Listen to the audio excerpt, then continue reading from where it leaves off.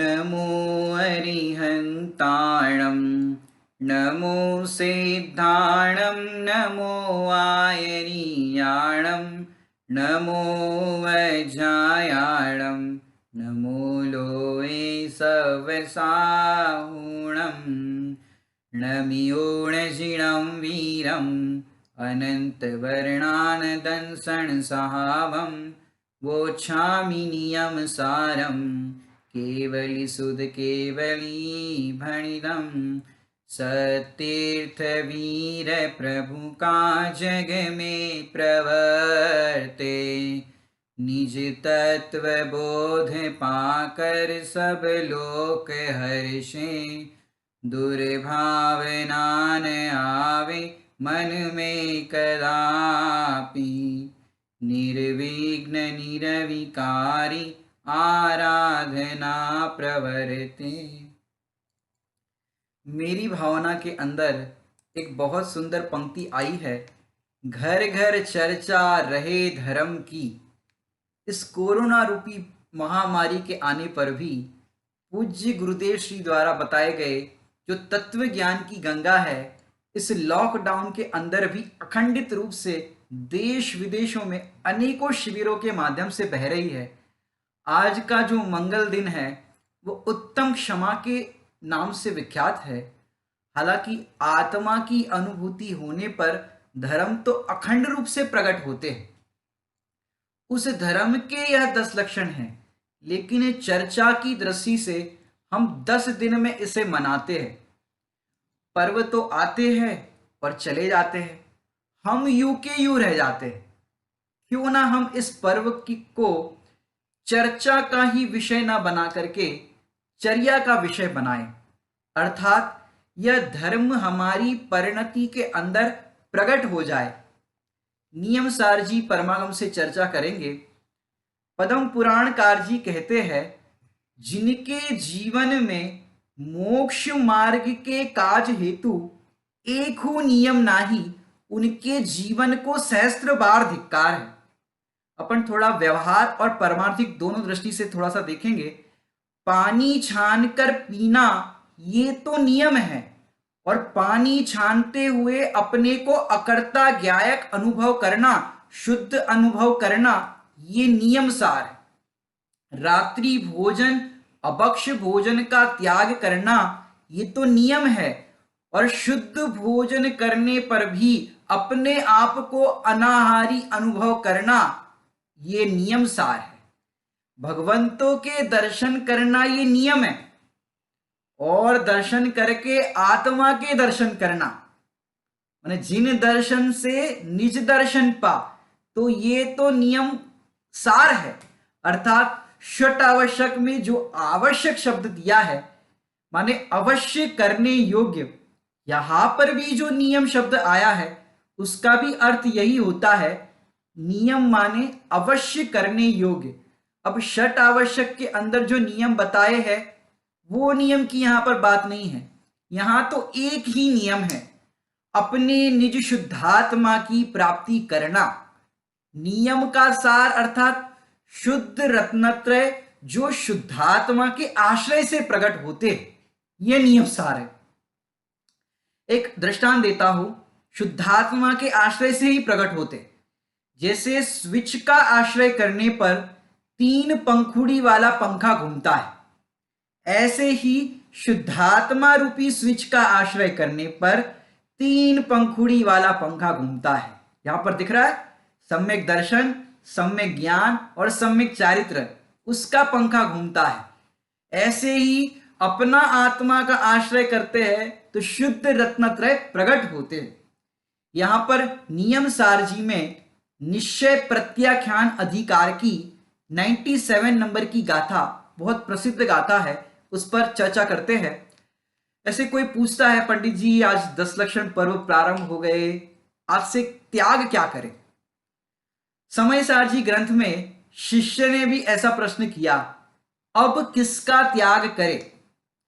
यह भगवान आत्मा तो ज्ञाता द्रव्य है, यानी ज्ञान ही प्रत्याख्यान है। वहां पर वो गाथा ली, और यहां पर वही त्याग की गाथा क्या ली है? आत्मा क्या त्याग करे और क्या ग्रहण करे। वास्तव में आत्मा त्याग ग्रहण से शून्य है। इसकी उत्थानिका देखते हैं।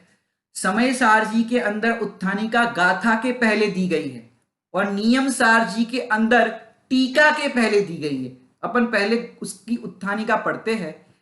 यहां परम भावना के सन्मुख ऐसे ज्ञानी को शिक्षा दी है। क्या लिखा? किसको शिक्षा दी है? यहां तो ज्ञानी को शिक्षा दी है। अब कोई अज्ञानी कहे तो हमें क्यों उपदेश दे रहे हो? ज्ञानी को जो शिक्षा दी है उसे तू ग्रहण कर, इसलिए ये उपदेश दे रहे, क्योंकि ज्ञानी को जो शिक्षा दी है उसे तू ग्रहण करेगा तो तू भी ज्ञानी हो जाएगा। क्योंकि जिस पंथ चले भगवंत वही आचरिए। देखो, जिसका अज्ञान मर गया हो और ज्ञान जागृत हो गया हो, पर द्रव्य से भिन्न आत्मा भासित हुआ हो, उसको ज्ञानी कहते। और दूसरी विवक्षा से कहे तो जो अपन 6 डाला जी में पढ़ते ना, पर द्रव्यन से भिन्न आप में रुचि सम्यक्त्व भला है। क्या कहते हैं? पर द्रव्यन से भिन्न आप में रुचि सम्यक्त्व भला है। दूसरी विवक्षा से कहे तो जिसमें ज्ञान है ऐसे ज्ञानवान जीव ज्ञानी है। और यहां पर पहला शब्द लिखा ना, परम भावना के सन्मुख। बड़े पंडित जी साहब कहते हैं भावना का अर्थ आयुर्वेद में गुटाई है। गुटाई होती ना, गुटाई दवाइयों की, औषधियों की गुटाई होती है आयुर्वेद में। तो यहां पर आयुर्वेद के अंदर पंडित साहब ने बताया कि उसका अर्थ गुटाई है। और उसमें कहते हैं इस रस की गुटाई, उस रस की गुटाई। ऐसे यहां भावना मतलब क्या?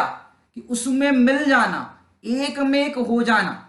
परम भावना के सन्मुख माने ज्ञान और ज्ञायक एक में एक हो गए।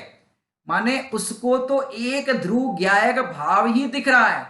उसको जब पारिणामिक तत्व दिखाई देगा तब ये समझ में आएगी यह भगवान आत्मा है, वो कभी रागी हुआ ही नहीं। और इस भगवान आत्मा ने मोह राग द्वेष ग्रहण किए ही नहीं। इस भगवान आत्मा ने मोह राग द्वेष ग्रहण किए ही नहीं। एक बार गाथा पढ़ते फिर देखते हैं। निज भाव को छोड़े नहीं किंचित ग्रहे पर भाव नहीं, जाने व देखे मैं वही, ज्ञानी करे चिंतन यही। इस गाथा को दूसरे एंगल से भी देखते हैं।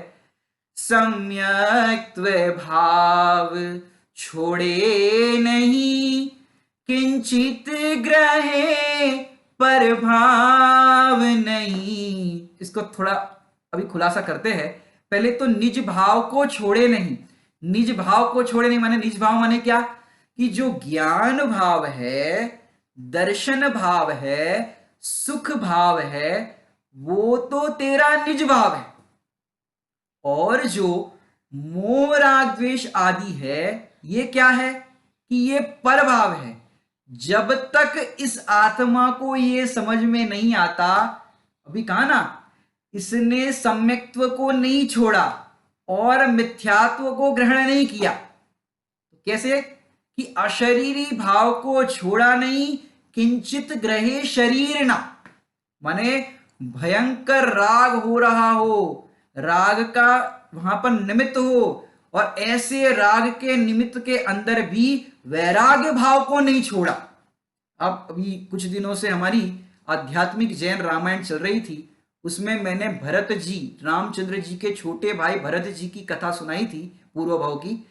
उसमें बताया कि भरत जी का विवाह हालांकि करने का उनका बिल्कुल भी भाव नहीं था, लेकिन पिताजी का आग्रह ठुकरा नहीं पाए, तो उन्होंने 3000 कन्याओं के साथ विवाह किया।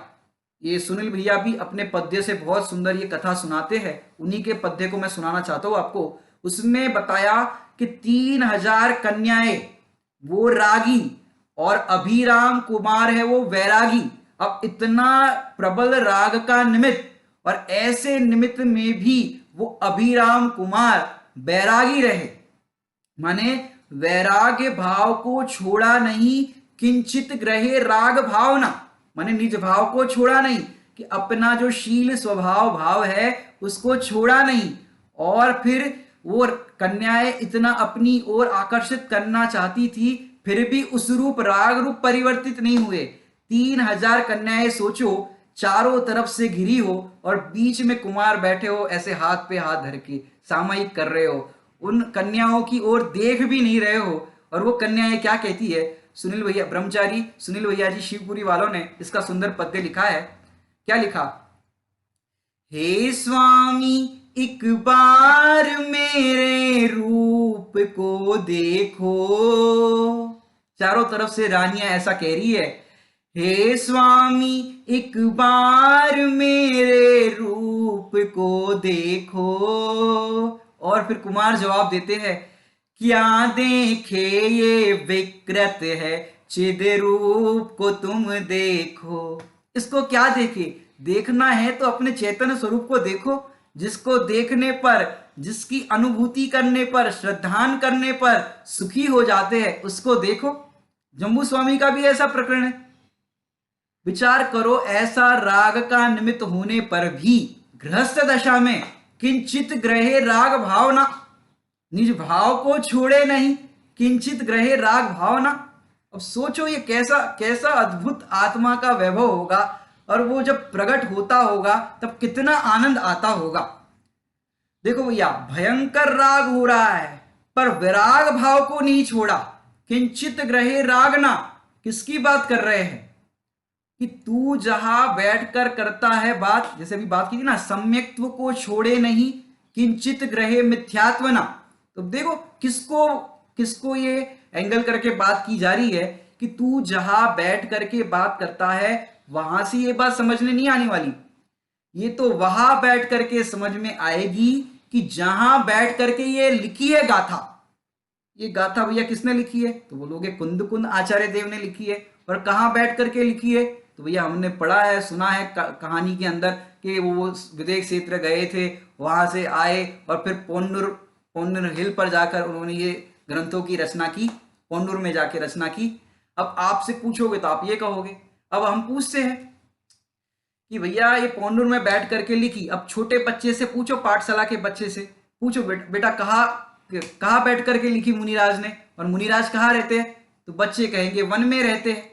ठीक है, आपकी बात सही है, मुनिराज जो होते हैं वन में रहते हैं। आपने भजन भी सुना होगा, मुनिराज रहे वन में, नहीं राग करे तन में।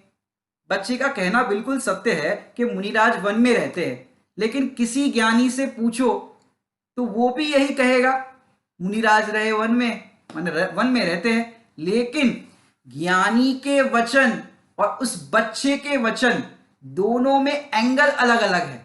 ज्ञानी से पूछे तो वो ज्ञानी क्या कहेगा, मुनिराज रहे वन में, नहीं राग करे तन में।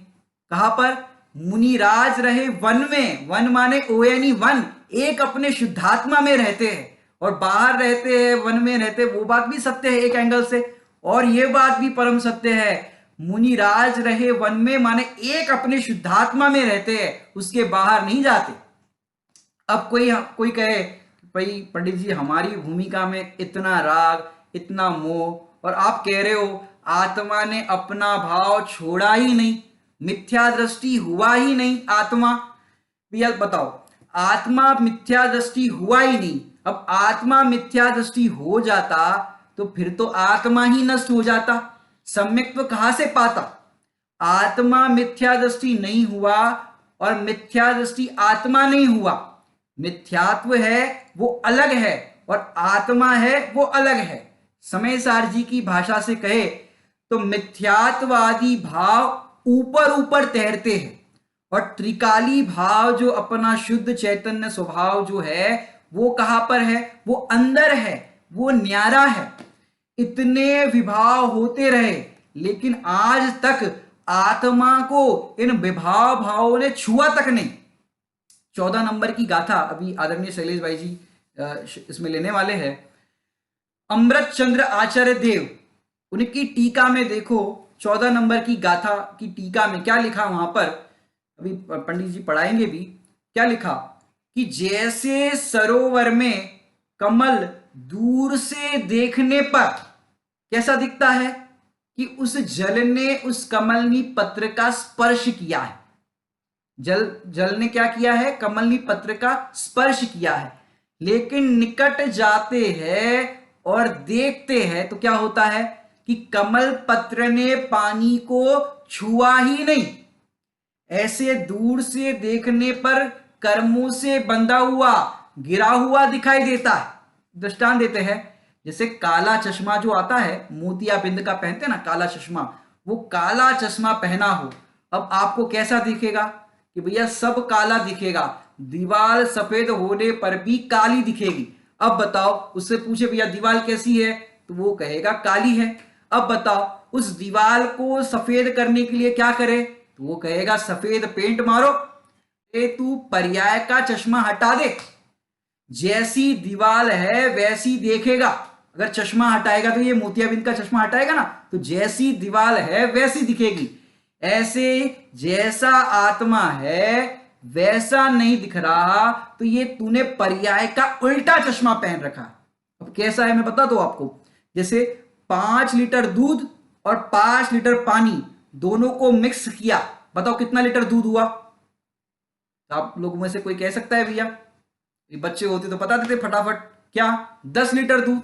अब बताओ 5 लीटर दूध और 5 लीटर पानी दोनों को मिलाने पर 10 लीटर दूध हुआ कि नहीं हुआ, कि नहीं हुआ।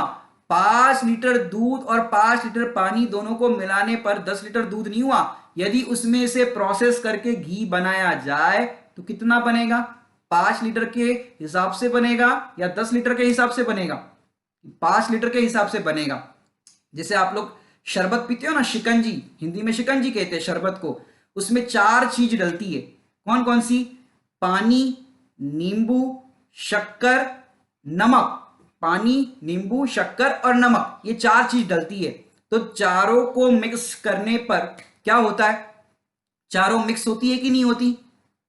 कई बार आप लोग बोलते ना कि भैया इसमें शक्कर कम है या इसमें नमक ज्यादा है। अब चारों मिलने पर एक में हुए कि नहीं हुए, कि जब आपको चारों का स्वाद भिन्न भिन्न नजर आ रहा है तो एक में कैसे हुए, मिले हुए होने पर भी एक में नहीं है।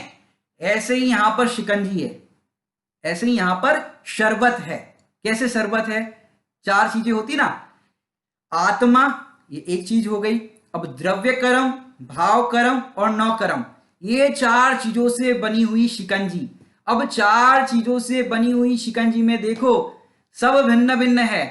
आत्मा जो है वो भिन्न है, द्रव्य कर्म, भाव कर्म और नौ कर्म ये भिन्न भिन्न है। आत्मा ने आज तक इन कर्मों का ग्रहण ही नहीं किया, चाहे कैसे भी कर्म के उदय की लाइट, मैंने दृष्टांत देते आपको, कैसा भी कर्म का उदय आए, क्रोध कषाय का, आज उत्तम क्षमा का दिन है ना, तो क्रोध कषाय का उदय आने पर भी आत्मा है वो क्रोधी नहीं हुआ, आत्मा ने क्रोध को ग्रहण नहीं किया। अब कैसे नहीं किया, दृष्टांत देते हैं। जैसे 10 लक्षण पर्व में सांस्कृतिक कार्यक्रम सब जगह होते हैं, जिससे बच्चे जो पाठशाला के पढ़ते हैं उनको नए नए जो उनने पाठ सीखे हैं, भजन सीखे हैं और भी अलग अलग तरह की विधाएं वो हम सांस्कृतिक माध्यम से देखते हैं।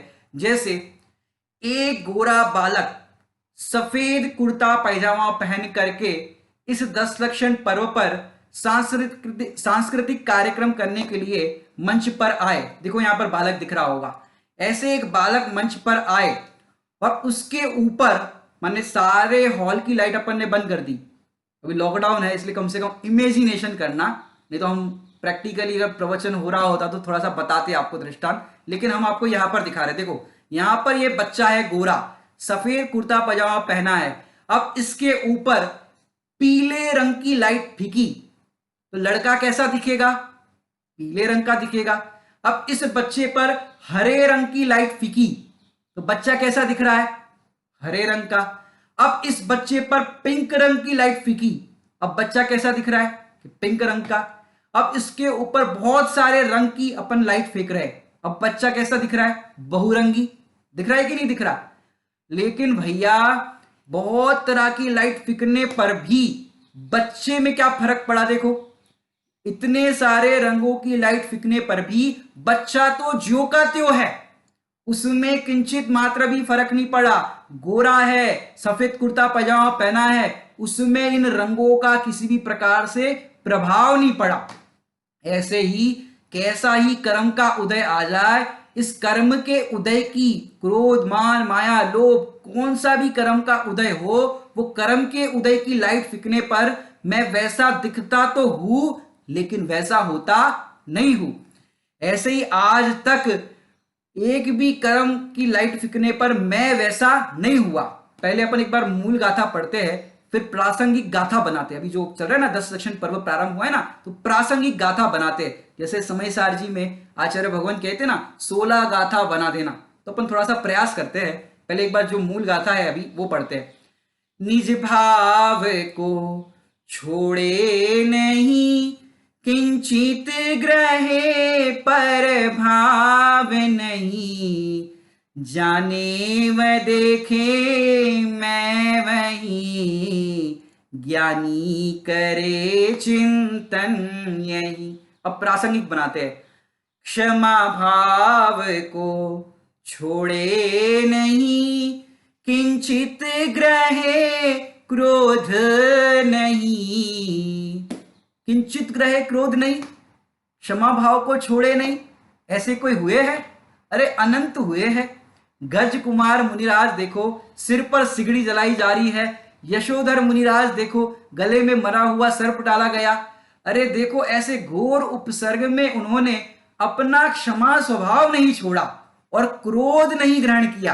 अरे गृहस्थ दशा के अंदर भी देखे तो जो सती तूकारी की कथा आती है कि जब तक वो राजकुमारी थी और अपने अहंकार में इतनी चूर थी कि कोई मुझे तू कह करके नहीं पुकार सकता, ऐसा तो उसका नियम था, और उससे ही मैं विवाह करूंगी जो मुझे तू करके ना बुलाए।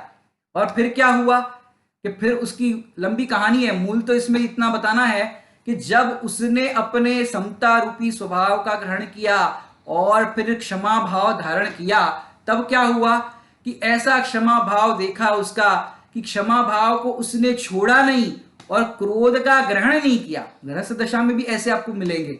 ऐसी और गाथा बना देना। विनय भाव को छोड़े नहीं, किंचित ग्रहे मान नहीं, सरल भाव को छोड़े नहीं, किंचित ग्रहे माया नहीं, संतोष भाव को छोड़े नहीं, किंचित ग्रहे लोभ नहीं। ऐसे बना दे जाओ, आनंद करो। ऐसे एक गाथा पकड़ करके बैठ जाओ और आनंद करो। आचार्य भगवान जो हमें होमवर्क देते हैं ना वो पूरा करना। 16 गाथा बनाने वाला हर जगह नहीं बताएंगे, वो तो उन्होंने एक बार बता दिया, तो फिर आनंद करने के लिए अपन अपने मन की गाथाएं बनाओ जो भेद विज्ञान में निमित्त बने। और क्या बताते हैं, अब तो लॉकडाउन चल रहा है, अब जैसा लॉकडाउन जैसा माहौल है, अब ऑनलाइन स्वाध्याय भी चल रहा है, तो जितनी चाहे बना दो। अब देखो मूल गाथा फिर से एक बार। निज भाव को छोड़े नहीं, किंचित ग्रहे पर भाव नहीं। इतनी लाइन का तो अर्थ आपको समझ में आ गया होगा कि अपना जो मूल स्वभाव है उसको छोड़ते नहीं और पर भाव को ग्रहण करते नहीं। जैसे 1 तोला सोना और 100 किलो चांदी दोनों को मिला दो, बताओ सोना है वो चांदी कितने % हो जाएगा? कि दोनों को मिलाने पर भी सोना सोने रूप से रहेगा और चांदी चांदी रूप से रहेगी। वो दोनों को मिलाने पर वो दोनों एक नहीं होते। क्यों? सोना है वो अपने स्वर्णत्व के स्वभाव को नहीं छोड़ता और चांदी है वो अपने स्वभाव को नहीं छोड़ता। ऐसे ही यहां पर ये पहली लाइन का तो अर्थ हो गया। अब दूसरी लाइन क्या है? जाने व देखे मैं वही, ज्ञानी करे चिंतन यही। जैसे देखो भगवान आत्मा जो है वो तो ज्ञानमय है, सुखमय है, प्रभुतामय है। भजन में आपने अगर सुना हो तो ज्ञान दर्शन लक्षण में पाया, जिसमें जानन हार जनाया, आत्मा ऐसा ही है, आत्मा ऐसा ही है। अब कैसा है उसको थोड़ा समझते हैं। जाने व देखे मैं वही माने आत्मा, वो कैसा है उसको देखते हैं। अरहंत भगवान का द्रव्य शुद्ध, अरहंत भगवान का गुण शुद्ध, और अरहंत परमात्मा की पर्याय शुद्ध। यहां तक तो आपको बात समझ में आ रही कि नहीं आ रही? अब अपन इसको अपने साथ मैचिंग करते, जैसे माता बहनें करते हैं ना मैचिंग, जैसी साड़ी वैसे ही उनके आभूषण करते हैं ना ऐसे। लेकिन अब तो इस बार मंदिर में अपने स्वाध्याय इत्यादि कार्यक्रम अपने होने नहीं है, तो वो मैचिंग से तो फुर्सत मिल गई माता बहनों को। तो अब क्या करें कि अब इसकी मैचिंग करो। किसकी मैचिंग अभी बताते हैं। अरहंत भगवान का जो द्रव्य है, गुण है और पर्याय है वो शुद्ध है, वैसे ही मेरा द्रव्य शुद्ध, वैसे ही मेरे गुण शुद्ध, और वैसे ही मेरी पर्याय शुद्ध। मेरी पर्याय अशुद्ध हुई नहीं, और अशुद्ध है वो मेरी पर्याय नहीं। क्या कहा? मेरी पर्याय है वो अशुद्ध हुई नहीं, और अशुद्ध है वो मेरी पर्याय नहीं। जैसे राग द्वेष मोह की अवस्था है वह भगवान आत्मा की नहीं। क्या कहा? राग द्वेष मोह की जो अवस्था है वह भगवान आत्मा की नहीं। गुरुदेव श्री के यदि प्रवचन आप सुनो 11वीं गाथा के अंदर, गुरुदेव श्री बताते हैं पर्यायमा राग तो छे पण वस्तुमा नहीं। समझ में आया कि नहीं आया? पर्याय में राग तो है पर वस्तु में नहीं। वस्तु में माने किसमें? अपने स्वभाव में नहीं है, निज भाव में नहीं है।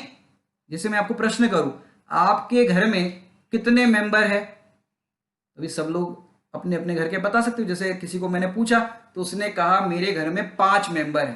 ठीक है, 5 मेंबर है। अब मैं कहूं लॉक किया जाए, कौन बनेगा करोड़पति में बोलते हैं ना, अब लॉक किया जाए तो सामने वाला कहेगा लॉक किया जाए, 5 मेंबर है हमें पता है। अब फिर उसने कहा कि लॉक किया जाए, तो मैंने यहां से बोला तुम्हारे घर में मक्खी है कि नहीं, मच्छर है कि नहीं, कॉकरोच है कि नहीं, छिपकली है कि नहीं? अब वो कहने लगेगा हाँ वो तो है। चिंटी है कि नहीं? कि वो तो है। अब बताओ तुम्हारे घर में है कि नहीं? कि घर में है। तो फिर क्या कंक्लूजन निकलेगा कि भैया ये मक्खी मच्छर कॉकरोच ये सब जो आप गिना रहे हो वो मेरे घर में तो है, लेकिन मेरे घर के मेंबर नहीं है। समझ में आ रही कि नहीं आ रही बात? वो मेरे घर के मेंबर नहीं है, और जब घर के मेंबर नहीं है तो क्या उसको ग्रहण करूंगा मैं? उसको अपने राशन कार्ड के लिस्ट में नाम लिखाऊंगा उनका कि नहीं लिखाऊंगा? ऐसे ही वो जो पर्याय है वो अशुद्ध जिसको आप कह रहे हो वो मेरी पर्याय नहीं है। जैसे आप अगर पढ़ो समय सार जी की 12वीं गाथा की भाषा में कहे तो जो अशुद्धता है वो जाना हुआ प्रयोजनवान है। गुरुदेव श्री कहते ना जानेलो प्रयोजनवान छे आदरेलो नहीं, माने आश्रय करने के लिए नहीं है, आश्रय करने के लिए तो अपना शुद्ध द्रव्य है। जैसे आपको एक दृष्टांत देते हैं कि जैसे मच्छर, आप घर के अंदर आप हो, अभी कहीं आप एमपी साइड गए हो तो कई जगह पर बहुत ही मच्छरों का प्रकोप होता है। तो उसके लिए क्या करना भैया, या मॉर्टिन लगा दो, वो गुड नाइट लगा दो, फलानी चीज लगा दो। अब हम ऐसे दृष्टांत नहीं देंगे ना ऐसी बात करेंगे, ऐसी हिंसक चीजों का प्रयोग बिल्कुल भी नहीं करना चाहिए। तो क्या करें कि मच्छर जाली लगा दे। बहुत ही ज्यादा मच्छरों का प्रकोप हो तो क्या करे, मच्छर जाली लगा दे। अब मच्छर जाली अपन ने लगा दी, बराबर सफेद रंग की मच्छर जाली लगा दी, और आप उस मच्छर जाली के अंदर विश्राम करने के लिए बैठ गए और पंच प्रभु का आपने स्मरण किया सोने से पहले। और जैसे ही आपने आंखें खोली तो सफेद रंग की मच्छर जाली चारों तरफ से मच्छरों से घिर गई, माने काली दिखाई देने लगी। अब बताओ आपको नींद आएगी कि नहीं आएगी? विश्राम कर पाओगे कि नहीं कर पाओगे? चारों तरफ से इतने मच्छरों ने घेर लिया, बताओ कैसे सोओगे? नींद आएगी आपको? कोई कहेगा नहीं आएगी, इतने सारे मच्छरों ने घेर लिया। लेकिन भैया देखो तो सही, मच्छर कहां पर है? मच्छर कहां पर है? मच्छर तो मच्छर जाली के बाहर है। बड़े पंडित साहब ने एक रचना के अंदर बहुत सुंदर पंक्ति लिखी है निज प्रदेश त्वरूपी किला है, जो कभी ना किसी से भिदा है। कर्म रागादि भी रहते बाहर, बैठ पाए कदापि न अंदर। कर्म रागादि भी, कर्म माने कौन से? 8 कर्म, माने द्रव्य कर्म, रागादि में भाव कर्म और भी में 9 कर्म। ये कहां पर रहते हैं? बाहर बाहर, माने आत्मा के स्वभाव में प्रविष्ट नहीं होते। तो टेंशन किस बात की? जब आत्मा के स्वभाव में प्रविष्ट नहीं होते तो उनको ग्रहण ही नहीं करता, तो फिर त्याग की बात कहां से आई? और यहां पर तो कह रहे हैं निज भाव को छोड़े नहीं, कि तू अपने स्वभाव को छोड़ता नहीं है और पर भावों का ग्रहण नहीं करता। अभी सभा में किसी से पूछे तो बोलता कि पंडित जी द्रव्य शुद्ध है, गुण शुद्ध है, लेकिन वो आप पर्याय वाली बात कह रहे हो कि पर्याय तो अशुद्ध है, शुद्ध नहीं है। अगर कोई सामने बैठा होता तो ऐसे आर्ग्यूमेंट्स कर सकता है।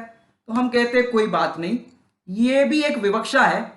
जैसे अपन मंगल पाठ पढ़ते हैं ना पूजन के पहले, हूँ द्रव्य दृष्टि से अति पवित्र, परिणति मात्र अपावन है। चिर से ही पर में भ्रमित रही, शुचिकारी तब आराधन है। क्या लिखा वहां पर? आपकी आराधना पवित्र है और वो पवित्र तत्व के आश्रय से होती है। जैसा द्रव्य होगा वैसे उसके गुण होंगे और पर्याय भी उसकी वैसी ही होगी। जैसे संसार अवस्था में जो पर्याय है वो बिना द्रव्य की है कि नहीं? पर्याय सहित है। जिसका द्रव्य शुद्ध, गुण शुद्ध और पर्याय भी शुद्ध है। अशुद्ध कैसे हो जाएगी? कि पर्याय अशुद्ध है, वो पर्याय मेरी नहीं है। तो मेरी पर्याय कौन सी है? जो पर्याय अशुद्ध है वो पर्याय मेरी नहीं। तो मेरी पर्याय कौन सी है? तो जो गाथा के अंदर आए ना, जाने व देखे मैं वही, ज्ञानी करे चिंतन यही। जब ज्ञानी ऐसा चिंतन करते हैं तो हमें भी क्या करना चाहिए? हमें भी वैसा चिंतन करना चाहिए। जो जानन जानन जानन जानन जानन भाव हो रहा है, जैसे अरहंत परमात्मा को जानन पना हो रहा है, जानन पने की अवस्था चल रही है, वो जानन भाव मेरा है, वो मेरी पर्याय, वो जानन पना मेरा है। मैं कहीं भी रहा अशुद्ध नहीं हुआ। अगर मैं ही अशुद्ध हो जाता, माने आत्मा ही अशुद्ध हो जाता, तो शुद्ध होने की कोई बात ही नहीं होती। मैं तो ऐसा शुद्ध आत्मा हूं जो कभी अशुद्ध हुआ नहीं और शुद्ध होना नहीं। क्या कहा? मैं ऐसा शुद्ध आत्मा हूं जो कभी अशुद्ध हुआ नहीं और शुद्ध होना नहीं। परम शुद्ध निश्चय से ऐसा कहेंगे। जैसे टॉयलेट सोप होती है, आप लोग हाथ धोते हो ना टॉयलेट सोप, तो टॉयलेट सोप होती है, वो शुद्ध है कि अशुद्ध है? आप कहोगे अशुद्ध है। अब हम वॉशरूम जाके 3 बार हाथ धोए, अब दोबारा वॉशरूम जाएंगे तो कौन सी साबुन से हाथ धोओगे? भैया उसी साबुन से हाथ धोएंगे। तो पहली बार हाथ धोए तो साबुन कैसी हो गई थी? तो आप बोले अशुद्ध हो गई थी। अब अशुद्ध साबुन से अपने हाथ शुद्ध कैसे होंगे? कि भैया वो साबुन जो है हाथ धोने से अशुद्ध नहीं हुई। जितनी बार हाथ धोगे वो साबुन से, उतनी बार आपके हाथ शुद्ध होते जाएंगे। ऐसे ही ये आत्मा तो ऐसा है जो कभी अशुद्ध हुआ नहीं और शुद्ध होना नहीं। वो जो जाननपना विपरीत है वो अशुद्ध है। जैसे आपको बताते हैं, अभी जो चैतन्य धाम में जो शिविर लगता है, जब चैतन्य धाम नहीं बना था उसके पहले जो जितने भी शिविर लगते थे, बाल शिविर होते थे, वो प्रांतिज, जो चैतन्य धाम के पास पड़ता है, प्रांतिज बोर्डिंग में शिविर लगता था। जब हम छोटे थे तो बाल पोथी में वहां पर पढ़ते थे और आज भी वो बाल पोथी का पाठ पढ़ाया जाता है। पहला और अंतिम पाठ मैं कहता हूं वही है। क्या है? मैं जीव द्रव्य हूं, ऐसे ही पढ़ाते थे। मैं जीव द्रव्य हूं, ज्ञान मेरा गुण है। और फिर क्या कहते आगे? जानना मेरी पर्याय है। देखो कहां पढ़ाया था और कहां पढ़ रहे। जानना मेरी पर्याय है, अर्थात जीव द्रव्य शुद्ध, उसके गुण शुद्ध और उसकी पर्याय भी शुद्ध। अब कौन से गुण और क्या ले रहे हैं अभी बताते हैं कि ज्ञान गुण की जानने की पर्याय शुद्ध। क्या कहा? ज्ञान गुण के जानने की पर्याय शुद्ध। मात्र जानने पने की पर्याय को यहां पर शुद्धता की अपेक्षा से ले रहे हैं। मात्र जानने पर लक्ष्य है। किस पर लिया? मात्र जानने पर लक्ष्य है और जाननहार हूं ऐसा अनुभव किया तो आपकी पर्याय कैसी हो जाएगी? शुद्ध।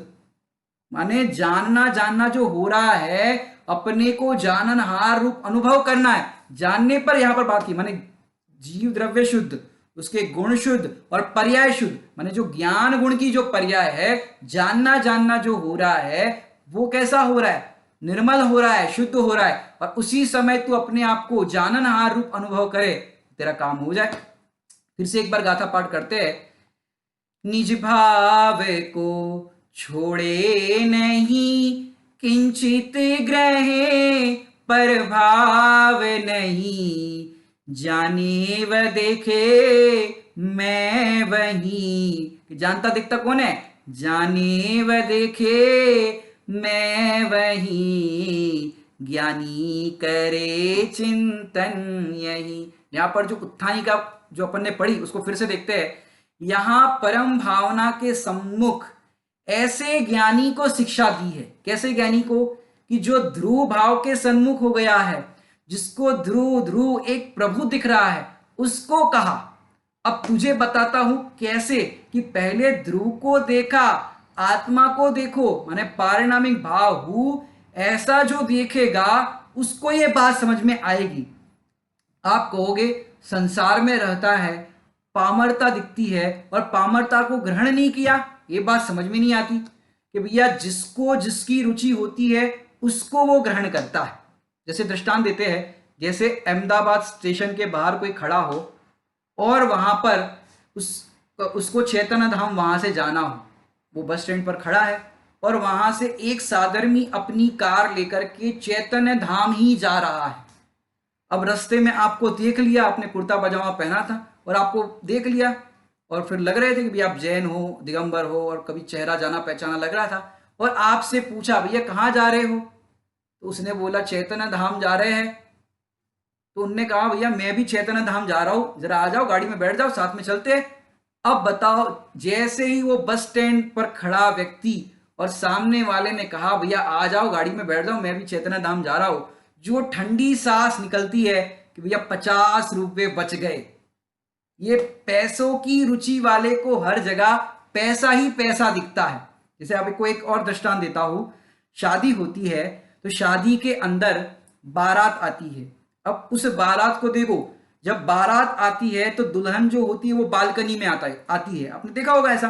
अब उस बारात के अंदर पता है आपको किसकी शादी थी? ऐसी शादी थी, ऐसी बारात थी कि उस बारात के अंदर शाहरुख खान भी है, अमिताभ बच्चन भी है, नरेंद्र मोदी भी है। ये बड़े बड़े सेलिब्रिटी उस बारात के अंदर नृत्य कर रहे हैं। बारात के अंदर सब नृत्य कर रहे हैं, नाच रहे हैं। अब बताओ, दुल्हन जब बालकनी में आएगी तो किसको देखेगी? किसको देखेगी? इतने सारे बड़े बड़े सेलिब्रिटी है और उसके फेवरेट कलाकार भी है, सब लोग हैं। बताओ किसको देखेगी? कि सारे लोग वहां पर है, लेकिन उस दुल्हन को दूल्हे की रुचि है तो वो उसको ग्रहण करती है, बाकी सारे सेलिब्रिटी है उनको ग्रहण नहीं करती। ऐसे जिसको अपने ज्ञायक भाव की रुचि हो जाती है तो वह ज्ञानी अपने ज्ञायक स्वभाव का ही ग्रहण करता है, किंचित मात्र भी पर भाव को ग्रहण नहीं करता। ऐसे ही भैया यहां पर परम भावना के सन्मुख ऐसे ज्ञानी को शिक्षा दी है। ज्ञान का और सुख का अविनाभाव संबंध होता है। जहां जहां ज्ञान है वहां वहां सुख भी होता है। सुख कहे, अपने में तृप्त जीव कहे, वे किस चिंतन के द्वारा ज्ञानी हुए हैं, किस अनुभव के द्वारा सुखी रहते हैं, तृप्त रहते हैं, वह चिंतन आचार्य भगवान ने यहां लिखा है। हम तो इस विधि से सुखी हुए हैं। यदि तुमको सुखी होना है तो तुम भी यही मार्ग अपनाओ, यही विधि अपनाओ। क्या? जो ज्ञानी चिंतन कर रहे हैं वैसा ही चिंतन तुम करो। कैसे करोगे चिंतन? कि मैं तो बस जानने देखने वाला हूं, मैं तो बस जानने वाला हूँ, जाननहार हूँ, ऐसा आप चिंतन करोगे और पर द्रव्य है वो मेरे से भिन्न है, मैं तो अपना चैतन्य स्वभाव वाला हूँ, तो चैतन्य स्वभाव वाला अनुभव करने पर को ग्रहण करने का भाव नहीं आएगा। हालांकि पर को ग्रहण कर ही नहीं सकता, तू चाहे तो भी पर को ग्रहण नहीं कर सकता। यहां तो गाथा ये कितनी लिखी समय सारजी में, यदि तू पर द्रव्य को ग्रहण करे तो तुझे पर द्रव्य होना पड़े। व्यवस्था ही नहीं है कि कोई किसी को ग्रहण करे। अपने अपने सत्व को सर्व वस्तु विलसाए, छह द्रव्य है वो अपने अपने में रहते हैं। है सब द्रव्य स्वतंत्र जगत में, कोई ना किसी का काम करे, अपनी अपनी सहज गुफा में सभी करते विश्राम। यहां ऐसे भजनों के अंदर भी काफी आती है। तो आपको बताते हैं यहां पर कि जो विधि ज्ञानी ने अपनाई है ज्ञानी होने के लिए, और जो ज्ञानी चिंतन करते हैं, यदि तुझे सुखी होना है, तृप्त रहना है, तो हे भव्य यही चिंतन कर। तेरा ज्ञायक भाव ध्रुव भाव, उसमें कोई बदलाव नहीं है, और प्रसन्न हो जा। तेरा भाव तो पूर्ण का पूर्ण ही है। तो ऐसा अनुभव करोगे तो तुम्हें आनंद की प्राप्ति होगी। अब थोड़ी सी आर्ट ऑफ लिविंग बता दे कि जैसे लॉकडाउन के अंदर वर्कलोड सबका बढ़ गया होगा, काम वाली बाई नहीं आई, घर का सारा काम खुद ही करना पड़ता है। अब सास बहू हो, देवरानी जेठानी हो, सब लोगों को काम करना पड़ता है, पुरुष वर्ग भी काम करते हैं, सब आपने देखा होगा, इस लॉकडाउन के अंदर अनुभव किया होगा। अब सोचो, सवेरे सवेरे बहू दूध उबाल रही थी और गलती से व्हाट्सएप पे कोई मैसेज आया या प्रवचन की कोई लिंक आई, तो वो देखने में वो जरा सी व्यस्त हो गई बहू, और उतने में दूध उफन गया। अब क्या होगा कि सासू ने जैसे ही देखा कि दूध उफन गया, अब सासू ने तो क्या किया, डांट फटकार शुरू। तू एक काम ढंग से नहीं करती, जब देखो तब मोबाइल चलाती रहती हो, दूध उफन गया, कितना नुकसान हो जाता है, लॉकडाउन चल रहा है, और पूरा लंबा भाषण दे दिया। अब पाप का उदय तो एक समय के लिए आया, व्यवहार से कह लो पाप का उदय एक समय के लिए आया। अब वो बहू दिन भर क्या करेगी, एक समय की डांट को कितना लंबायमान कर रही है। अब बर्तन भी मांजेगी, बर्तन घिसते घिसते भी फटक फटक के मांजेगी, माने आवाज आएगी, बर्तनों की आवाज से पता चल जाएगा कि कुछ ना कुछ यहां पर अनहोनी हुई है। अब उस टाइम पे देखो, बर्तन तो मांजने हैं, अब काम वाली बाई तो आनी नहीं है। अब रो के मांजो या हंस के मांजो, कैसे मांजोगे। अब सास के डांटने से क्या हुआ, दुखी हो गए। अब बोलो, सास के डांटने से दुखी हुए कि नहीं हुए। उस समय यदि भेद विज्ञान साथ में हो तो कैसे कर सकते हो, परयायहीनता से मुझ में कमी न आई। जैसे समझो देवरानी जेठानी हो, अब इतना सारा वर्कलोड देख के कोई कोई मायाचारी भी कर लेते हैं, करना नहीं, हालांकि कई बार ऐसा होता है देवरानी जेठानी हो, अब जेठानी है वो बर्तन बर्तन सब मांजने हैं, तो देवरानी को कहा चलो आ जाओ तुम भी बर्तन मंजवा दो। अब उतने में गोद का बच्चा था, उसको चिमटी काटी, अब बच्चा रोने लगा, भाभी ये बच्चा रो रहा है, इसको संभालना है, जरा आप कर लो काम, धीरे धीरे हो जाएगा, फिर मैं आ रही हूँ। तो इस तरह से मायाचारी कर ले। अब बर्तन मांज रहे हो, उस समय आपके परिणाम कैसे होंगे, अरे बस हम ही काम वाली है, सुबह से शाम तक इतने बर्तन मांजने पड़ रहे हैं, इतना सारा काम करना पड़ता है, और ये महारानी तो वहां चली गई, अब काम नहीं कर रही। अब आप इतने सारे कषाय परिणाम कर रहे हो, आकुलित हो रहे हो, उस समय क्या करो, वही अभी लाइन बताई ना,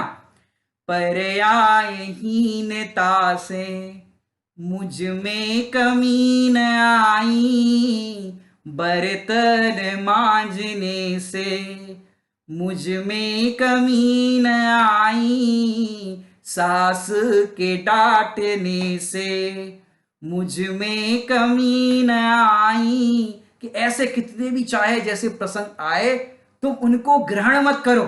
ग्रहण करने योग्य तो अपना चैतन्य त्रिकाली ज्ञायक परमात्मा है। यदि तू उसका ग्रहण नहीं करेगा तो तेरे जीवन पर ग्रहण लग जाएगा। जीवन पर ग्रहण लग जाएगा माने दुखी होगा, आकुलित होगा। और तू अपने शुद्धात्मा का ग्रहण करेगा तो तुझे हर समय आनंद ही आनंद होगा। चाहे तू कोई सा भी काम कर, बर्तन मांज, रसोई बना, कुछ भी काम कर, हर समय अपने आप को तू क्या देख, ज्ञाता दृष्टा अनुभव कर कि मैं तो मात्र जानन देखन हार हूं। ज्ञानी ऐसा चिंतन करते हैं, निज भाव को छोड़े नहीं, किंचित ग्रहे पर भावना, जाने व देखे मैं वही, ज्ञानी करे चिंतन यही। ऐसे हम सब भी अपने ज्ञाता स्वभाव रूपी चैतन्य परमात्मा का स्मरण करे और अपने को ज्ञायक भाव रूप अनुभव करे। इसी मंगल भावना से विराम लेते हैं। ओम नमः सिद्धेभ्य।